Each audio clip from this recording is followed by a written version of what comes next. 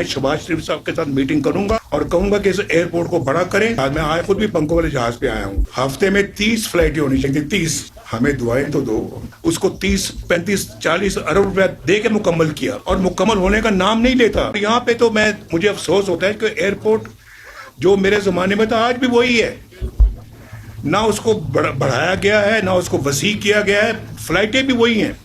कम हो भाई एयरपोर्ट को बड़ा करके यहाँ तो बोइंग जेट्स आने चाहिए थे, जैसे स्कर्दू जाते हैं, लेकिन अभी तक अगर नहीं है तो मुझे बड़ा अफसोस है और मैं दिल से आपको अफसोस का इजहार कर रहा हूँ। लेकिन साथ मैं ये भी आपको बताना चाहता हूँ कि मैं शहबाज शरीफ साहब के साथ मीटिंग करूंगा और कहूंगा कि इस एयरपोर्ट को बड़ा करें और इसको और यहाँ पर भी गुंजाइश पैदा करें कि यहाँ पे जेट लैंड कर सके और जेट टेक ऑफ कर सके। ये पंखों वाले जहाज, मैं आया खुद भी पंखों वाले जहाज पे आया हूँ। तो मैं और फिर हफ्ते में कितनी फ्लाइटें हैं?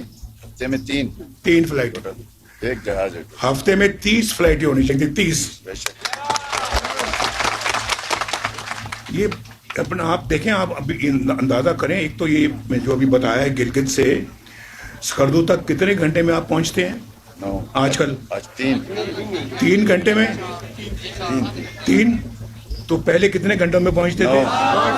9 से 7। हमें दुआएं तो दो।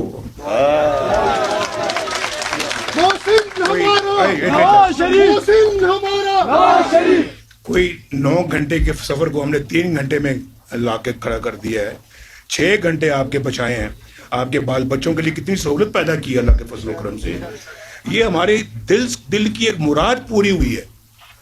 ये उसी तरह से था जैसे कि मैं अभी बता रहा था कि वो वहाँ KPK में जो टनल बनाई है हमने, लवारी टनल चतराल, वो 70 साल से बन रही थी, मुकम्मल ही नहीं हो रही थी। 70 साल से एक मंसूबा मुकम्मल हो ही नहीं रहा था। हमने अरबों रुपया खर्च किया, हमने कहा इसको मुकम्मल करके छोड़ना है। मैंने उसको मुकम्मल किया, उसको 30, 35, 40 अरब रुपया दे के मुकम्मल किया। तो यहाँ पे मंसूबा शुरू होता है और मुकम्मल होने का नाम नहीं लेता।